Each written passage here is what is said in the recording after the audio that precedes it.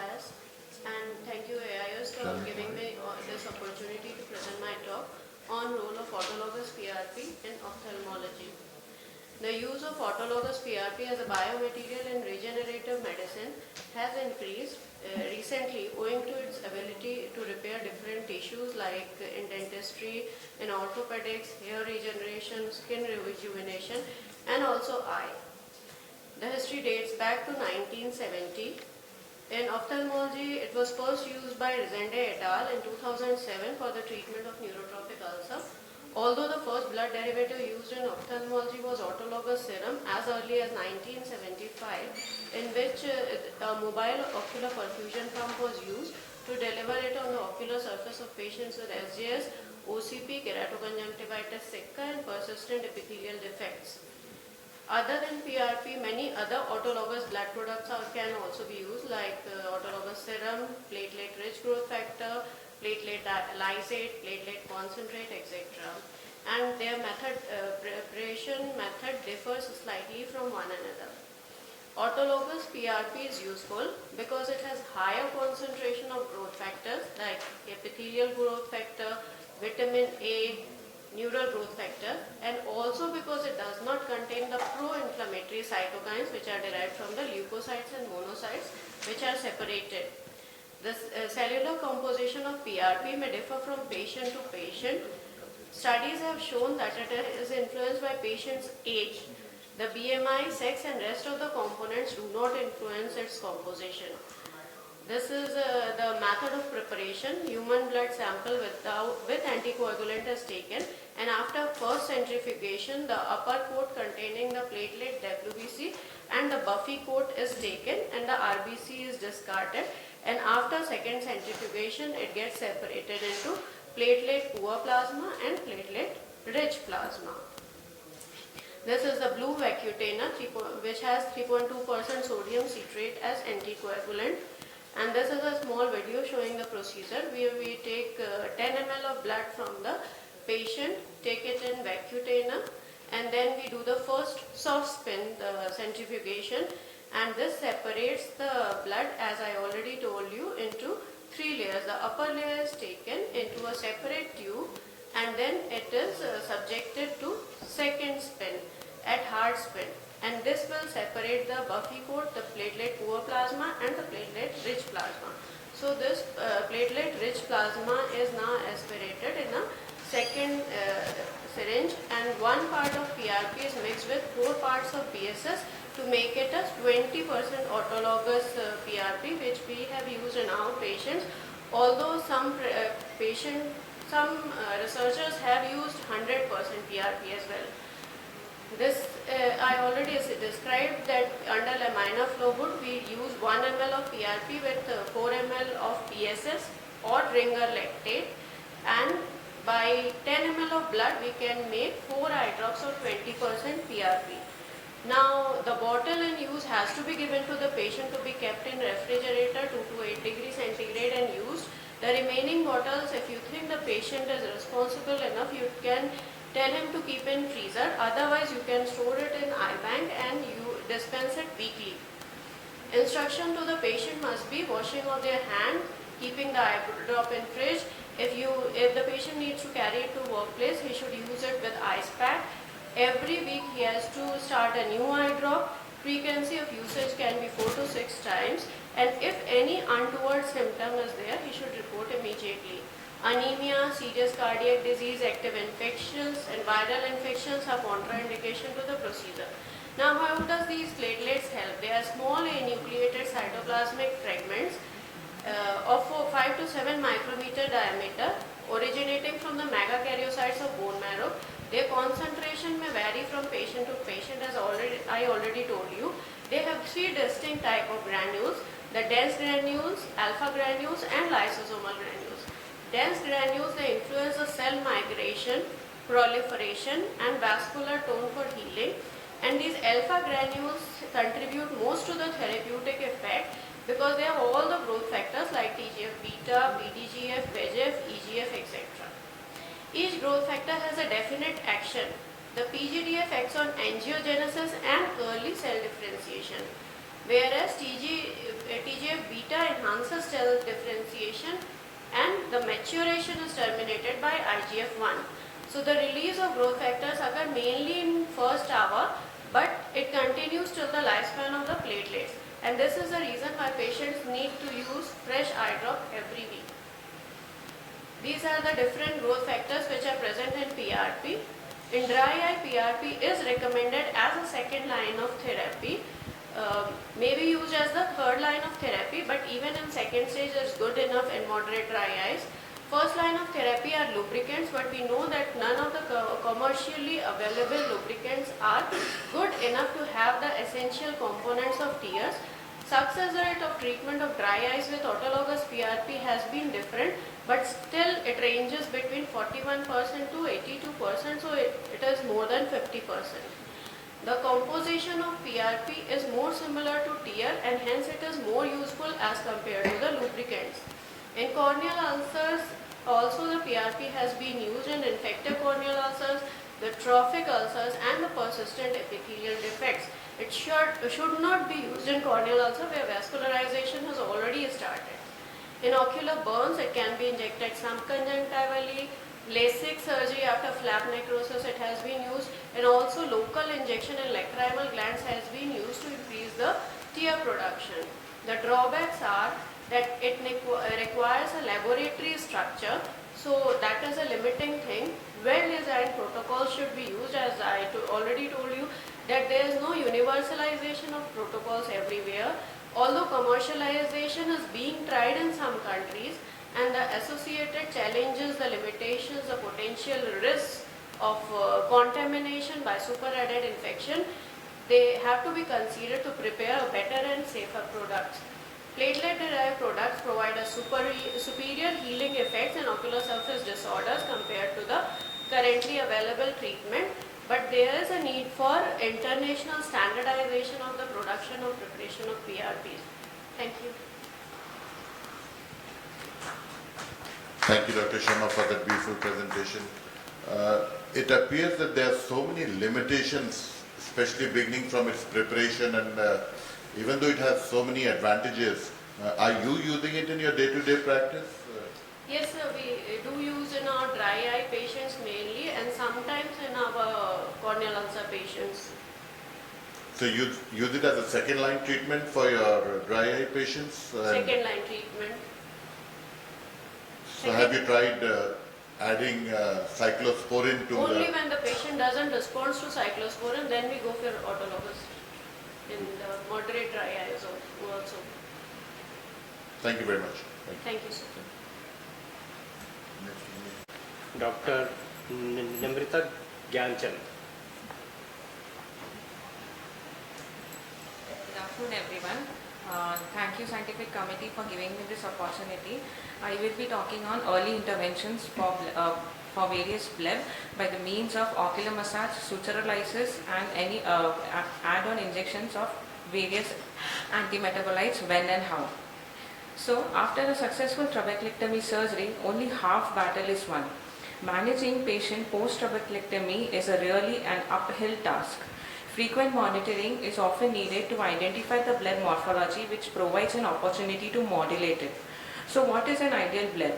An ideal bleb should be shallow, low-lying, pale, limited to upper eyelid, and with rapidly developed epithelial microcyst. There are various factors associated with filtration failure, such as younger age, higher IOP, diabetes, any prior ocular surgery. Other factors associated with filter failure are neovascular glaucoma, aphakia, trauma, or any prior disturbances in blood aqueous barrier. Wound modulation during filtering surgery can be done with antimetabolites, its correct placement and timing, proper timing for post-operative suturalizers, watertight conjunctival closure, and appropriate post-operative management. For a successful filtering bleb, there are various preoperative, intraoperative, and post-operative measures. Today I will be talking on post-operative measures. If nothing works, then bleb needling is done. There are various classifications for bleb. Most commonly used is Indiana bleb grading scale, which helps us to understand the clinical appearance of the bleb and helps to modulate for the bleb survival. The most common step for trabeculectomy failure is to recognize a failing bleb. So what are the signs for failing bleb? It can be flat, highly vascularized, localized, loss of microcyst, and can present with normal, high or low IOP. So initial few weeks are really critical. Often a failing bleb is preceded by a gradual increase in IOP, and there are various changes in bleb appearance. It is less diffused, highly vascularized, flat, and later with increase of fibrotic tissue it can be elevated or dome shaped, and finally it eventually leads to a Tenon's cyst. The most common cause for trabeculectomy failure are subconjunctival fibrosis and subtenon's encapsulation. So, bleb capsule, scleral flap or sclerostomy are the various sites which can cause bleb failure. Coming to the stepwise management for failing bleb, initially you should increase the dose of topical steroids, followed by ocular massage or subconjunctival antimetabolites injection, then laser suture lysis, and if nothing works, bleb needling is done. So what is the role of topical steroids? It helps to increase the success of glaucoma filtering surgery, helps by decreasing the wound healing response, and also helps to maintain an open fistula. On the other hand, cycloplegic helps to decreases the inflammation and also helps in deepening a shallow anterior chamber. Digital ocular massage is really an underestimated procedure post trabeculectomy surgery. So how it is performed, this is a video showing.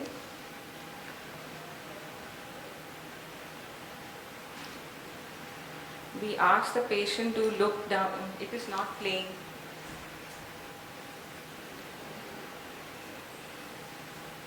We ask the patient to look down inferiorly and with a just lateral to the bleb. By the means of index finger, we give a local digital pressure. For early failing bleb, 5 mg of 5-FU fluorescein can be given by 30 gauge needle subconjunctivally 180 degree away from the bleb. But beware, it can cause corneal epithelial toxicity. When the patient presents with high IOP, flat bleb and deep anterior chamber, laser suture lysis should be considered. When trabeculectomy is performed without antimetabolites, LSL is performed within the first month. When trabeculectomy is done with MMC, it can be effective up to 6 to 8 weeks after surgery. One suture should be cut at a time to avoid overfiltration. There are various lenses available for LSL. Hodgkin's is the most commonly used. The various parameters are 50 microns, spot size, 0.1 second exposure time, and 200 to 500 milliwatt power. So this is a video showing LSL. Ask the patient to look down inferiorly, assess the bleb area, then place the Hodgkin lens, and LSL is done. And then just lateral to the bleb, digital local massage is done if needed.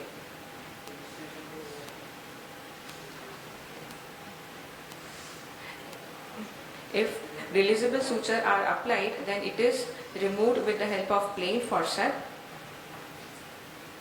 and then local digital massage is given if required. Videos are not playing.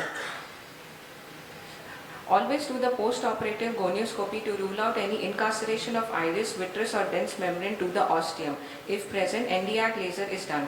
When all the conservative measures fails, bleb needling is required. The prerequisites for bleb needling: elevated IOP with deep anterior chamber, encapsulation of the bleb, or episcleral scarring.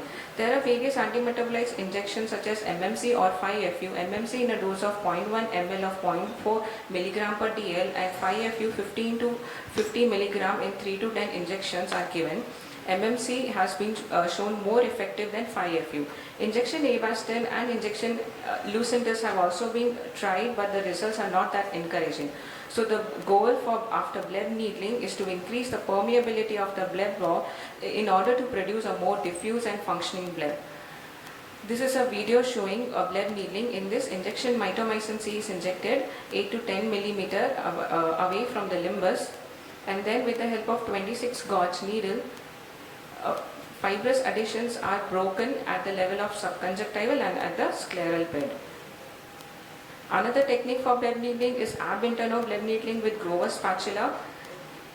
In this, similar injection mitomycin C is injected, and then by the side port, Grover's spatula is inserted, and the scleral adhesions are broken at the level of subconjunctival and the scleral bed. So bleb needling can rescue a failing bleb, save patient burden from using multiple anti-glaucoma medication and repeat surgery. So early intervention in initial post-operative 4 to 6 weeks is crucial for successful outcome of trabeculectomy surgery. This is my take-home message. Thank you, everyone.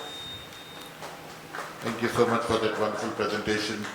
Dr. Nimrita, how much time do you actually wait in between? Suppose you see a patient post-trab after with a high IOP, and then you tell the patient to do massage. How much time would you wait to do something like a suture lysis or give a subconj 5FU? So when the patient presents with IOP, we start with AGM. If the LSL is not possible because of the high fibrotic tissue, and after 1 month duration, we can do bleb needling, sir.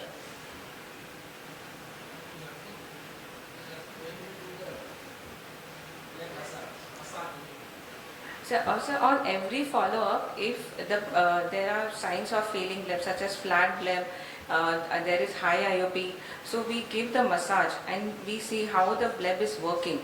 If it is not raising, then we can do LSL, and if it is not working, then we can give subconjunctival antifibrometabolites. So you're saying not working, Means but I'm asking the bleb time period in between all these procedures.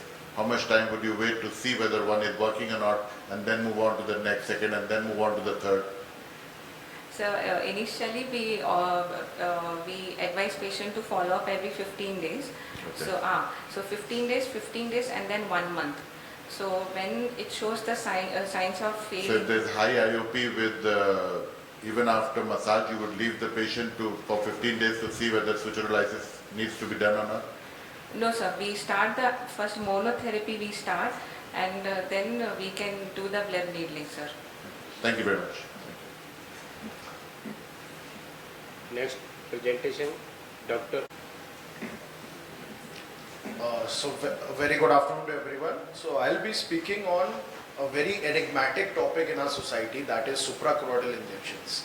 So there is enigma. Why is there enigma? This is basically because of two reasons. One is procuring the needle itself, and the second is we don't fully understand the concept behind it. So I'll try to break this enigma today with my presentation. So first of all, we need to know the anatomical fundamental. So in this image, in the yellow color, the suprachoroidal space is displayed. So you can see the best part is compartmentalization. So anteriorly, it is bounded by scleral spur, and posteriorly we have optic nerve and posterior ciliary arteries. Because of this compartmentalization, lot of advantages are there, which I will be showing in my subsequent slides. So generally this space has a volume of 9.9 microns, so somewhat a collapsed space is there. But when we inject something in this space, then it can expand up to 75 microns. And because of this, again, there is a sustained release going on. So the time interval increases. So when you see this image, we can see that sclera is there, then ciliary muscle is there, and in between that is the suprachoroidal space. So this sclera has roughly thickness of around 0.5 plus minus 0.1 millimeters in this area specifically.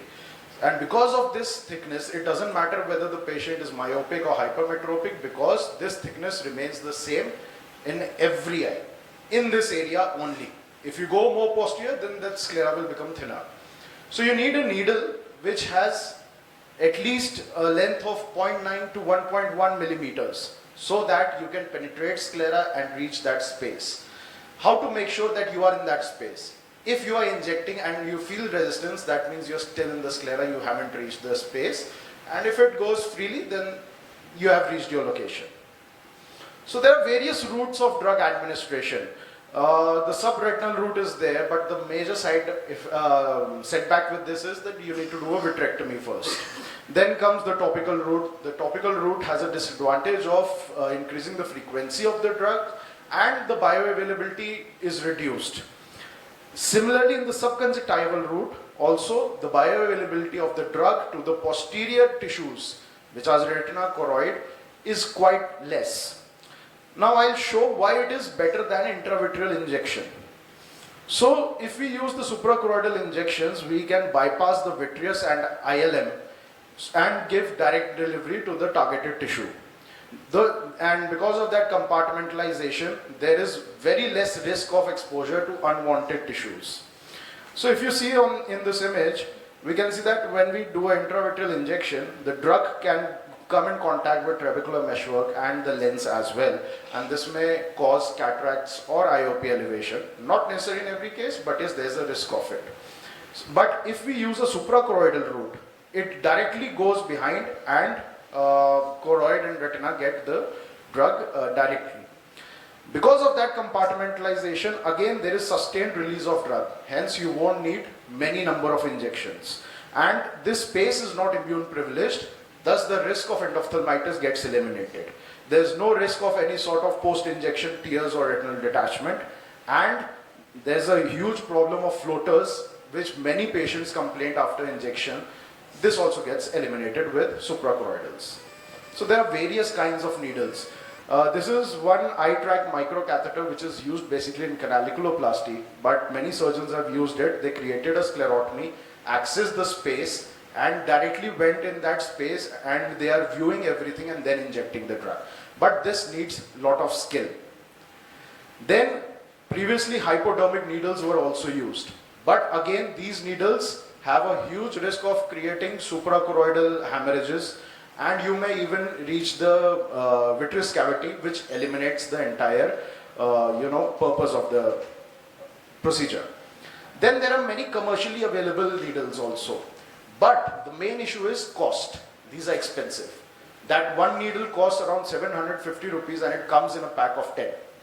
You cannot take one needle itself, so that would cost you 7,500. Now how to go about it?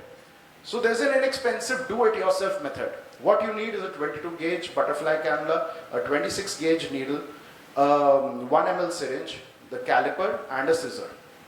So how do you create it? So this 22 gauge cannula has a sleeve which measures 25 millimeters. You can cut it into two halves.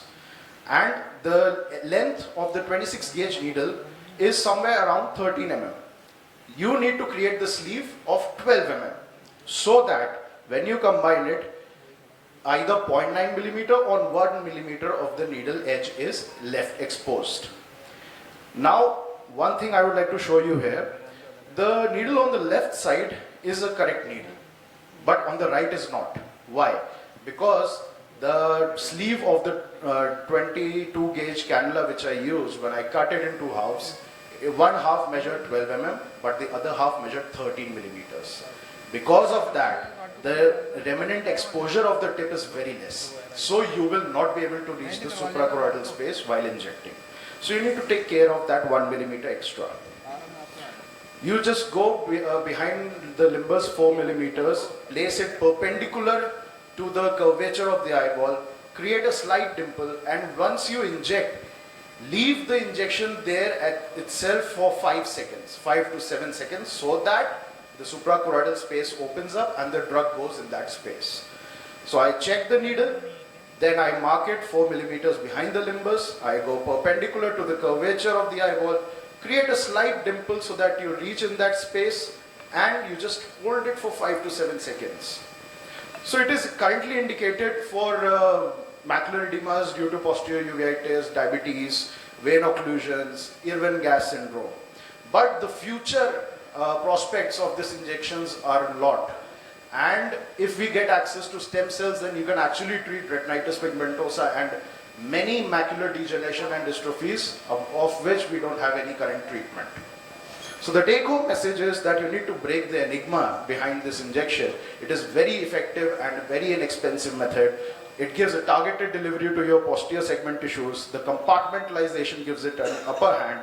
You can any day do a do-it-yourself method. Just break the enigma and explore the complete potential. Thank you for your patient listening. Wonderful presentation, Dr. Vijay. Thank you, sir. You wanna ask? Nice presentation.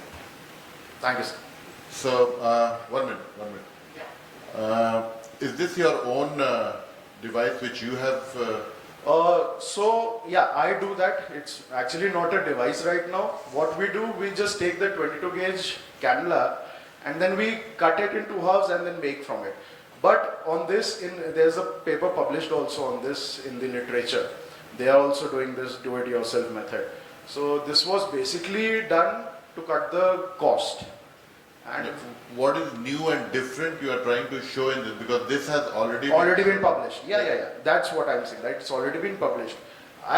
The purpose of this talk was that why not suprachoroidal injections are getting popular? They should be popular because it is definitely a safer method and a very effective method. I have used, sir, in many cases of diabetes. Though the effect comes a little later on, but it is a very good effect and it lasts very long. The effect of one injection lasts for roughly 8 weeks, which is a lot. I got that, but just for the benefit of the audience, because you are doing it, this is at the end of the day a blind procedure. Yes, so that's why. Can you share your experience of how exactly you feel that you are in the suprachoroidal space? Yes. So that's why while creating the needle, you need to make sure that your measurements are very accurate. That guard which we are using, that sleeve which we are using, it needs to be 12 millimeters. If it will be more than 12 millimeters, as I showed in one of the needles, you won't be able to reach the space because the exposed tip should be at least 0.9 to 1.1 millimeters. Not more than that, not less than that. If it will be less than that, you will be in sclera. And when you inject it, you will feel a lot of resistance. That means you are not in the space, you are in sclera. And if the needle is more than 1.1, then you will either touch the choroid and injure it, or you will reach the vitreous cavity. That totally defeats the purpose of the entire procedure. Can we use a anterior segment OCT while you are giving the injection and see something where exactly it's going? So the better option would be UBM rather than anterior segment OCT. So next in your presentation, you can add that video. Yes. Another thing, sir, which I sometimes do, I keep my bio in the operation theatre, and I ask my assistant to just hold the syringe before injecting, and I visualize that. So actually people are these days doing something known as scovexy, which is suprachoroidal viscopexy for retinal detachment cases. So behind, just considering that, I also sometimes try to do that. Thank you very much. Thank you, sir. Next project, Mari.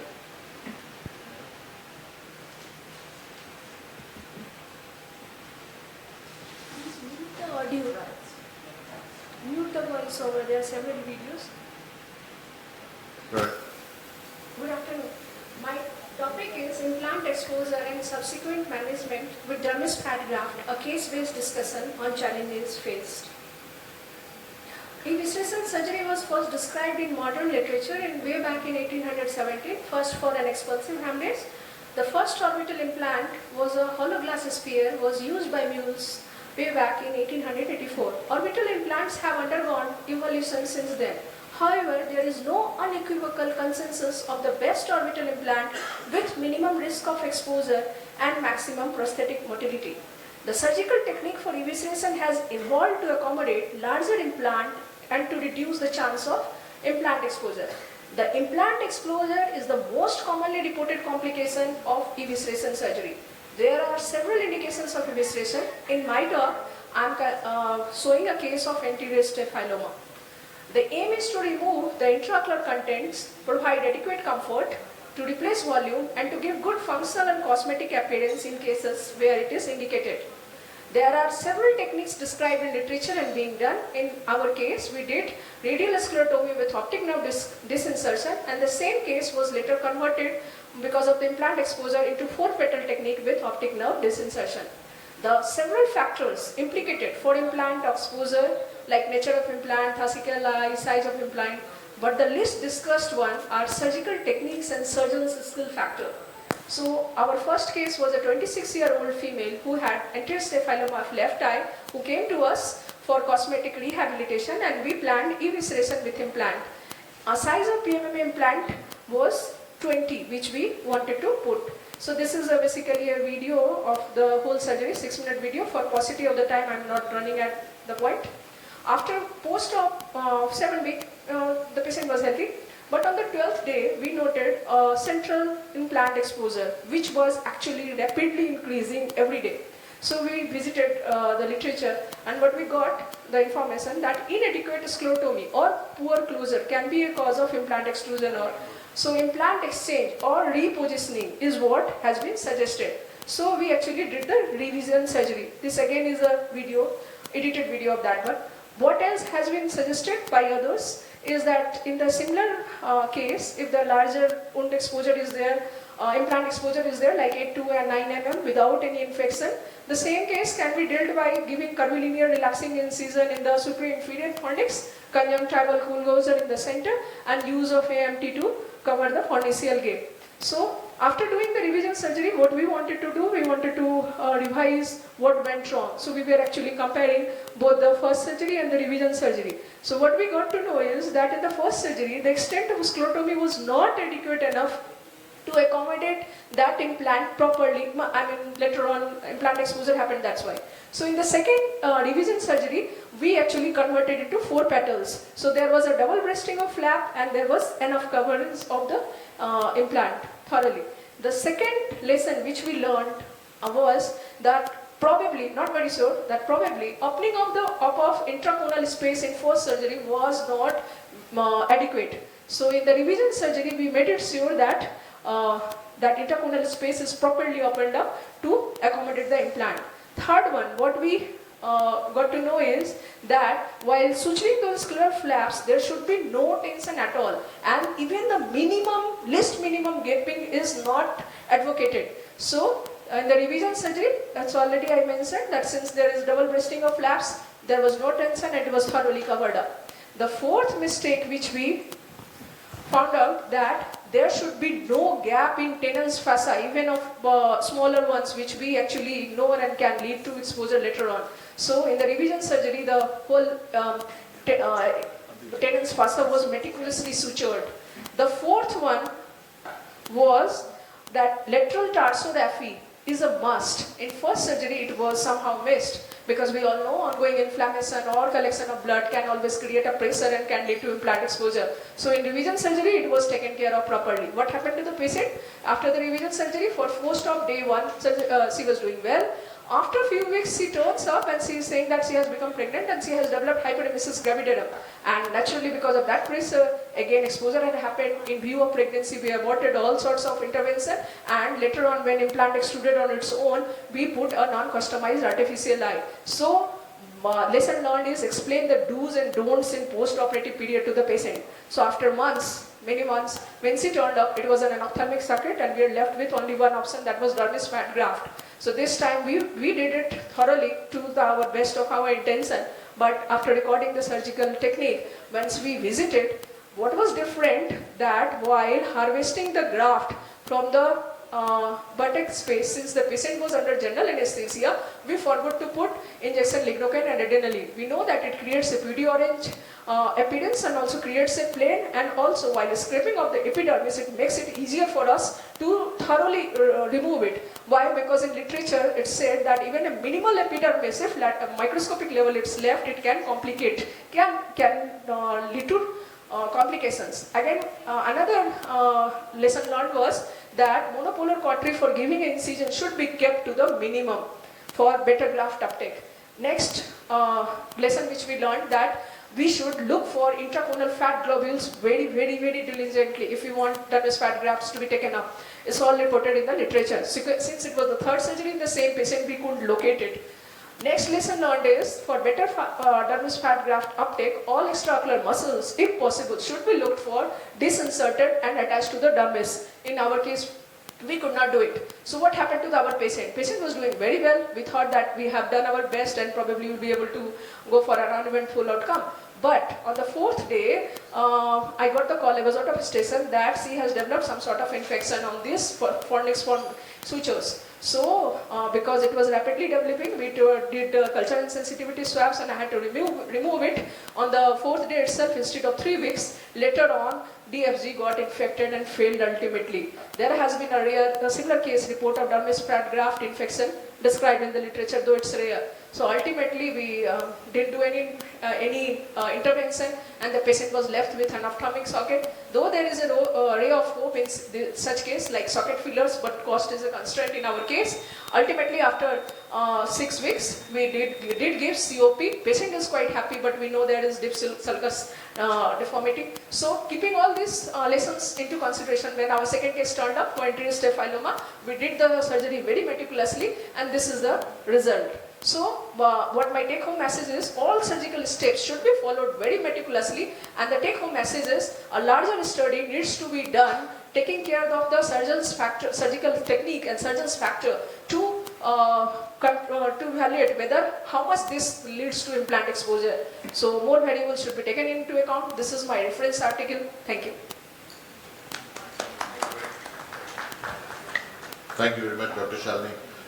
In the first case, I'm not very sure. What is the correlation between pregnancy and implant exposure? So she developed hyperemesis gravidarum. Every time she vomited, obviously it's creating a lot of pressure. That is the reason. We need to explain the patients do's and don'ts, that if you want a better outcome, she was actually 3 profiles. She had earlier history of multiple miscarriages.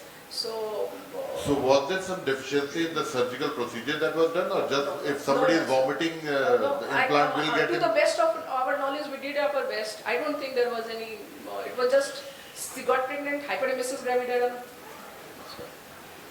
Because I have done several cases, this is the first complication, repeatedly it happened, so we tried But to... you have shown a very nice procedure, very good, very good. Thank you very much. Thanks.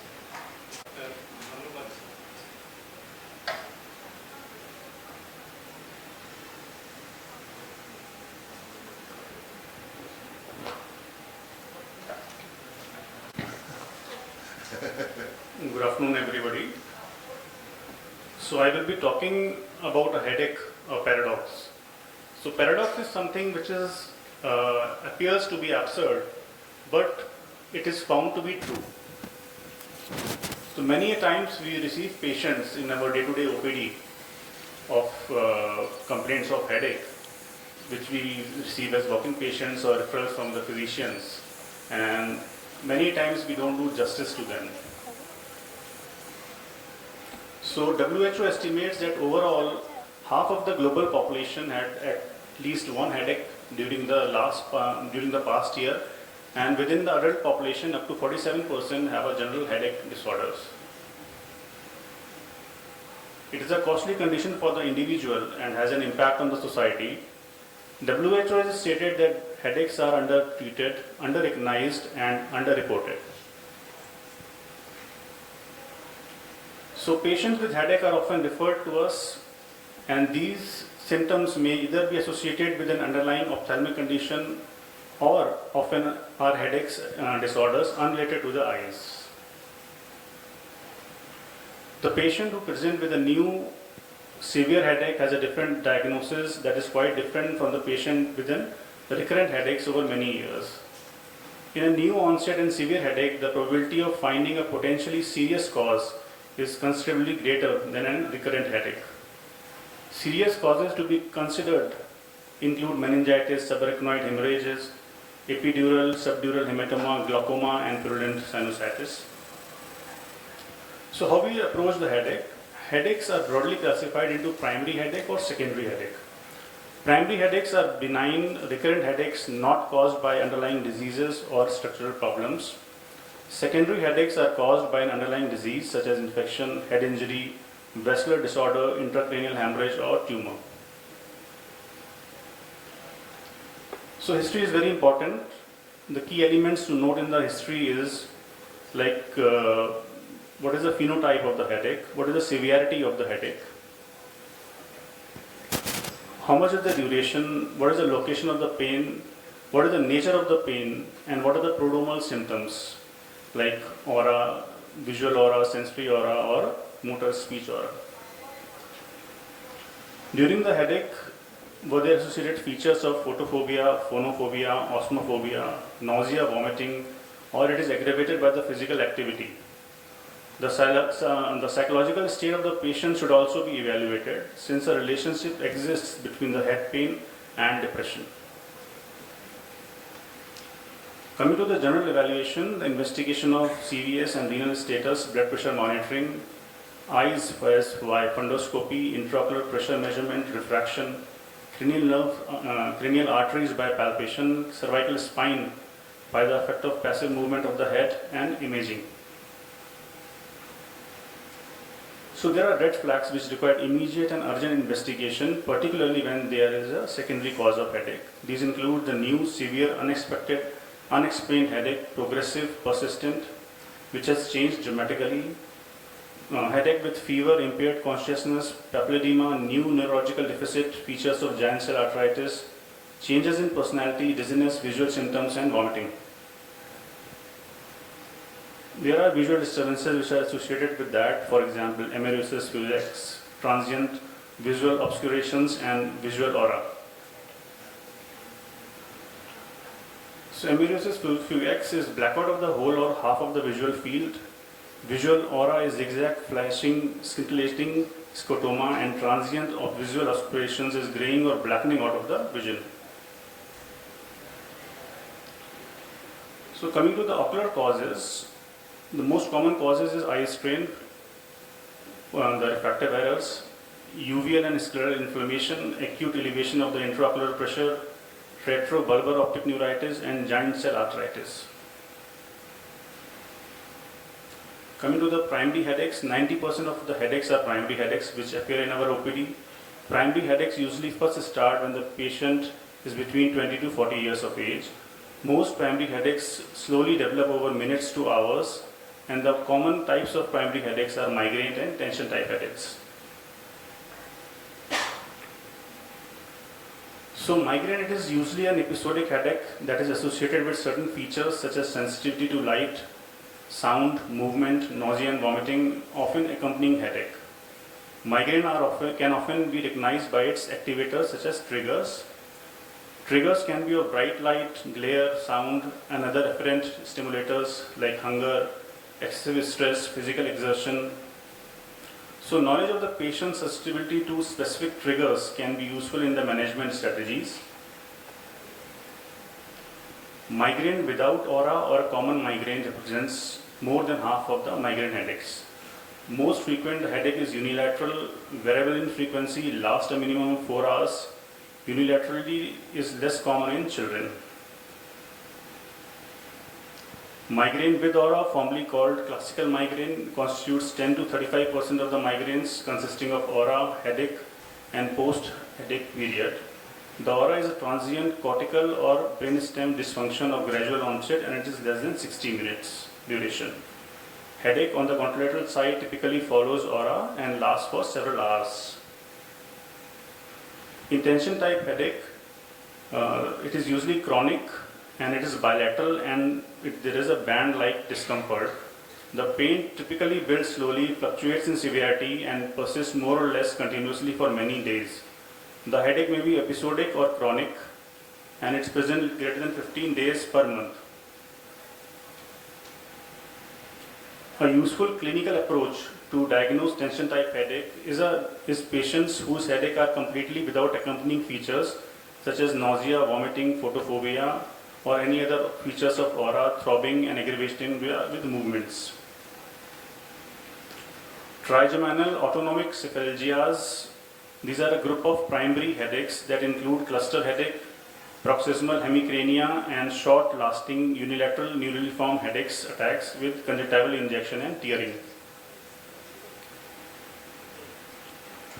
So coming to the cluster headache, which is common, the pathophysiology involves the activation of the trigeminal-vascular complex and trigeminal autonomic reflex. There is severe or very severe unilateral orbital, supraorbital, temporal pain lasting between 15 minutes to 2 hours.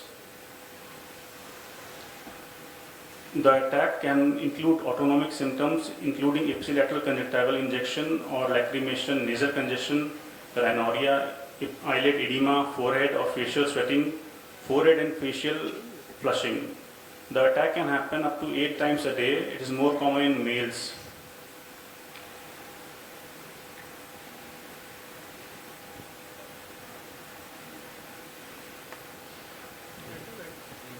So coming to the secondary headaches. Now these headaches are caused by the underlying structural or organic diseases.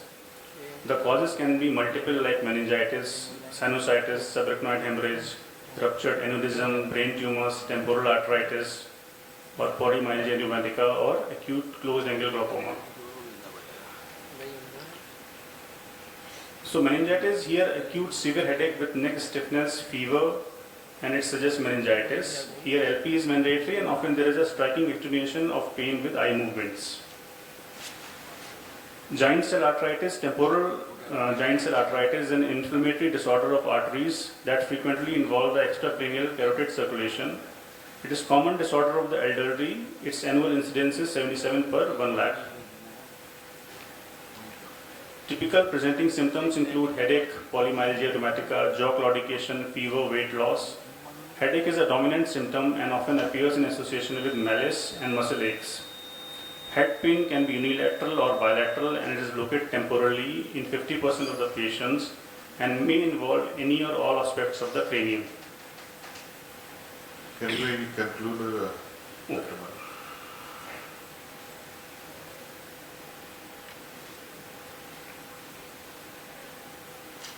So post-traumatic headache, a traumatic event can trigger a headache process that lasts for many months or years. The term trauma is used in a broad sense here, and here the underlying theme is the pain-producing meninges that can trigger a headache process that lasts for many years.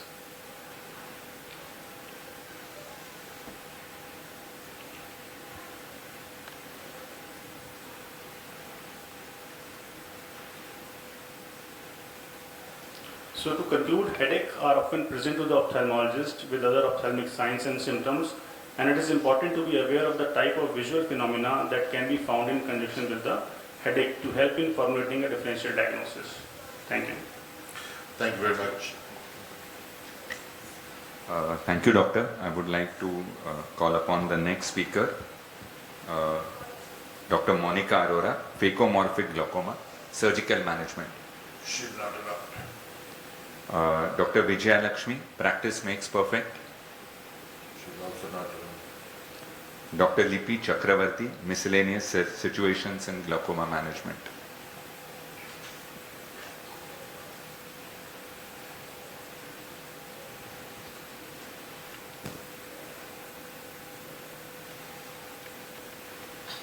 So I'll be quickly going through some of the situations in glaucoma management. I have not put this talk for glaucomatologists, so this is more for general and comprehensive ophthalmologists. This is almost the last talk of the last session or something, so I think it's only a few people left in the house. I'll go through some cases. I thought this would be interactive because that's how I want some of my talks to be. So the first case is a 30-year female who is 8 months pregnant. 26 and 28, these are the IOPs.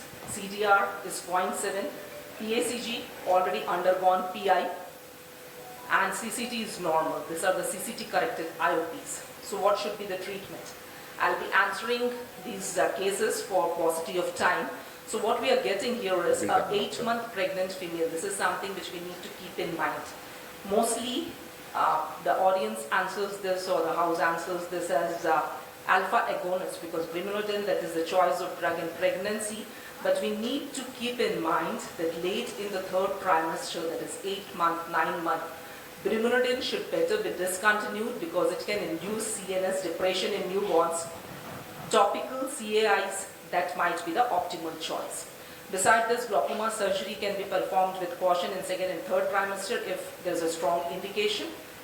ALT is almost out. SLT, that is an alternative treatment.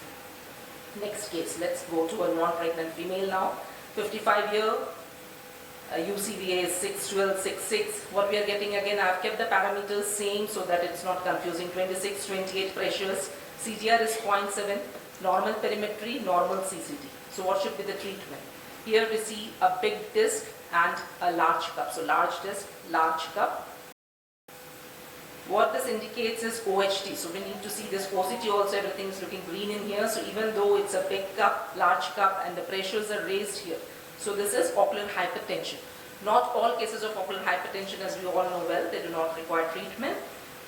Take home is that the absolute benefit of early treatment is greatest in high-risk OHD patients. So which are these high-risk patients? Older age, increased IOP. So if the IOPs are more than say 25, CCT if it's thin, CD ratio if it's a large CDR, and visual fields PSD. Beside this, there are some multivariate analysis factors like we have this African American origin, male gender, heart disease, Raynaud's phenomena. So all these are additive factors. These are some of the findings which we got from the OATS study, ocular hypertension treatment study.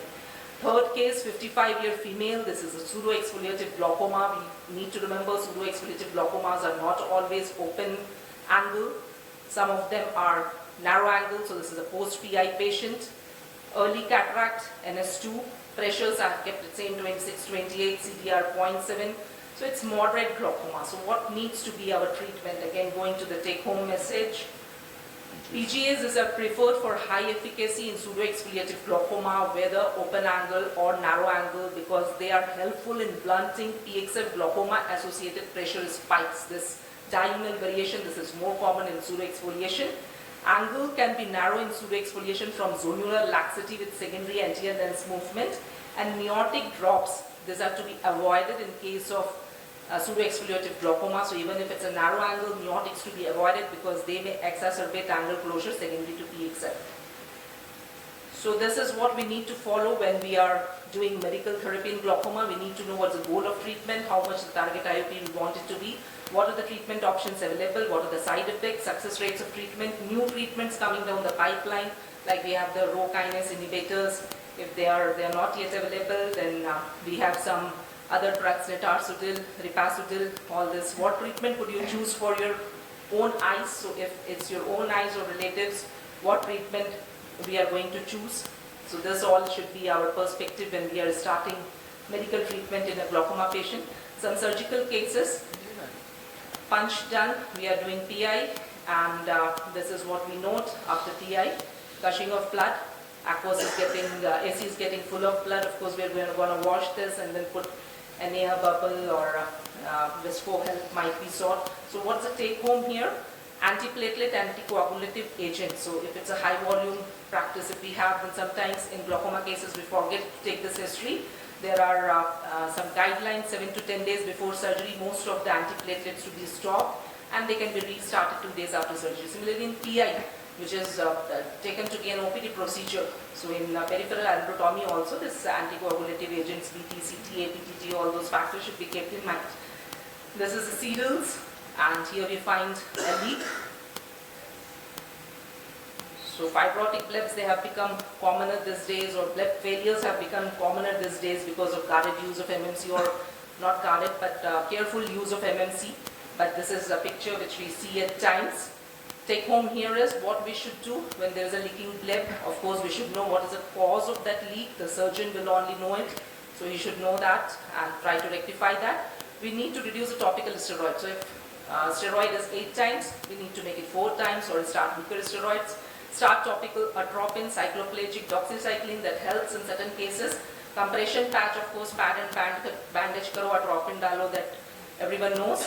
Bandage, contact lenses, they might be used, and surgical intervention if nothing is working and the surgeon knows that something is grossly wrong, like if he has done a case of this fashion here, what's going wrong? The flap, when it was fashioned, it was very deep.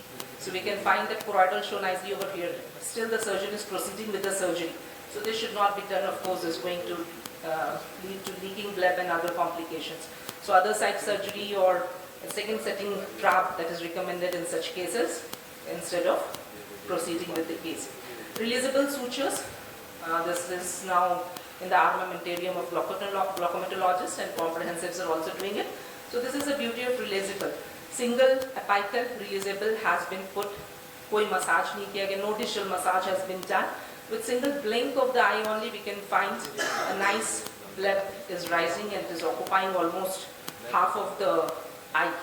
So that's how releasable sutures, I think, that should be used in almost all cases of glaucoma.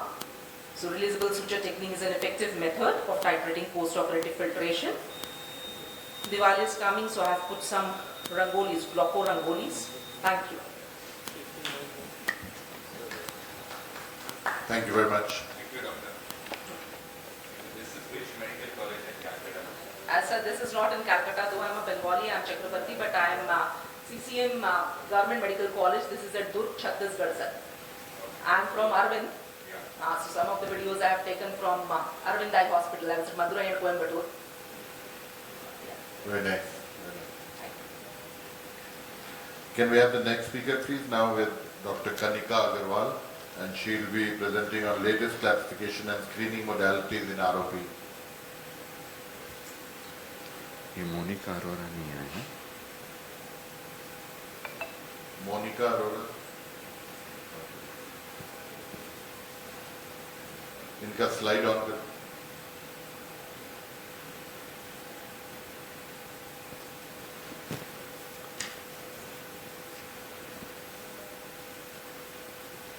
Okay, so I'm Dr. Kanika. Good evening, everyone.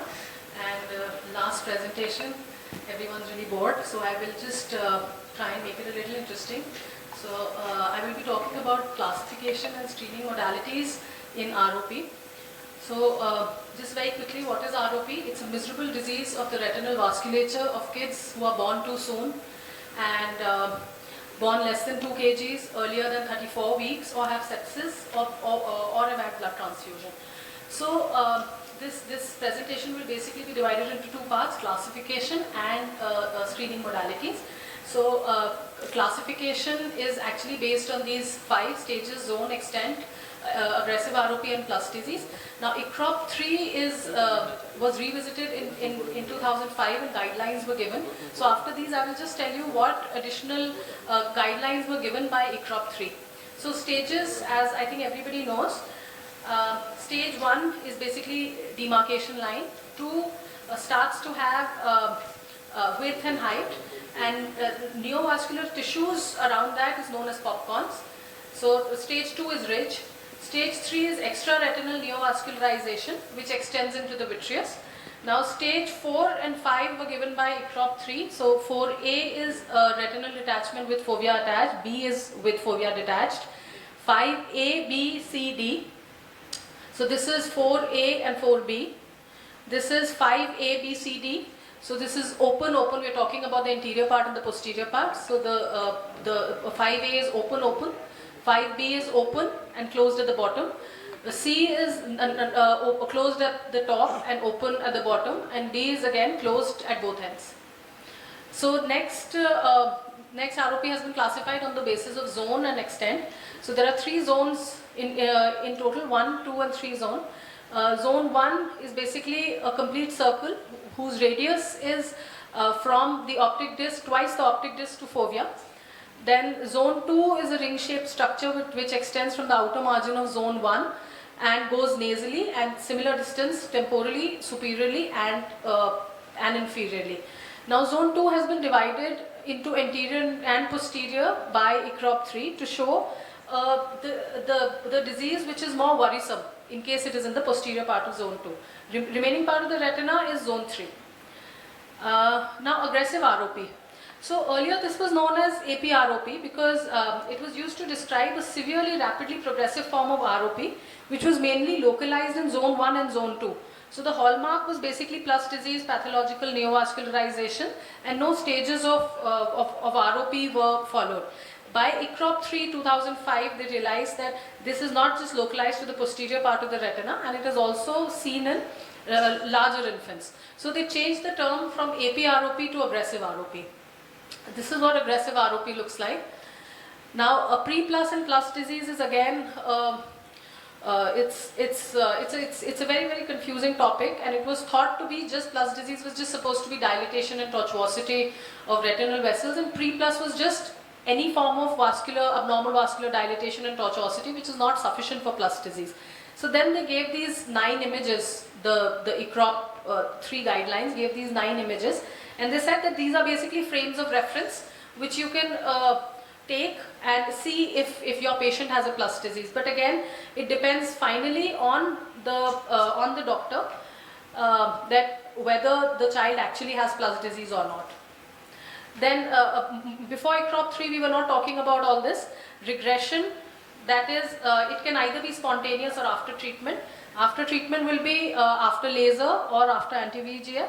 Lasers are more permanent, and but they take a little more time, and anti-VEGFs are faster. This is regression, an example of regression. We see how these, on the top, how these laser marks have come.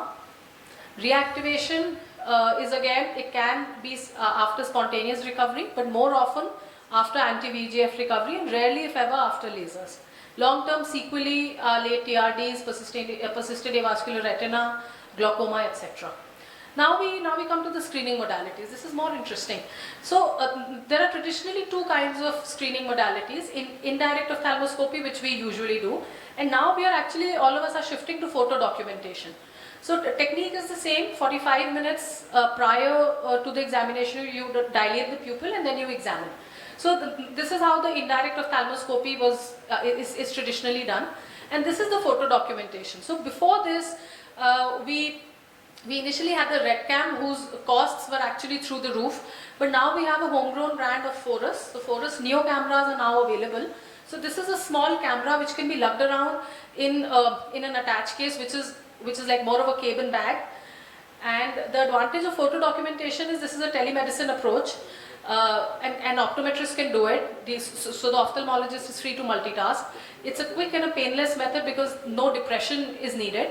Lesser staff is needed because when you take this machine to the NICU or the pediatrician's clinic, you can use their staff. The quality and reproducibility of images with high resolution camera is obvious. Lesser litigation charges because there's documentation, it can be shown to the parents or to the pediatrician.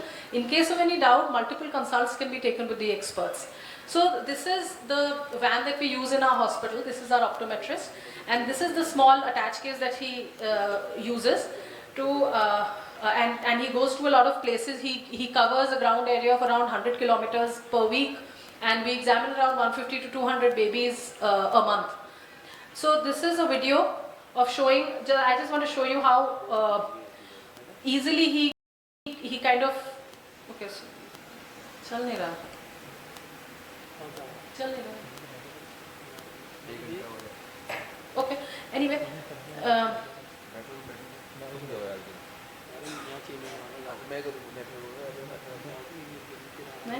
Okay, so this is just a very short video to show, see how easily he just takes this little attached case. This has the laptop and the machine, and he takes it into the hospital. And this is a very brief video of, next, this is the brief video of how the examination is done. चला दीजिए, नहीं चल रहा.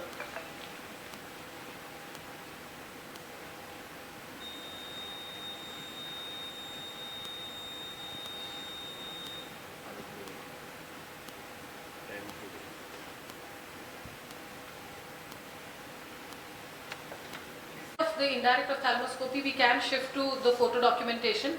It'll go a long way. Thank you. How much does this portable thing cost, ma'am? 25 lakhs. 25 lakhs. For us. Yes. It was donated to us very kindly by somebody. Okay. And we are,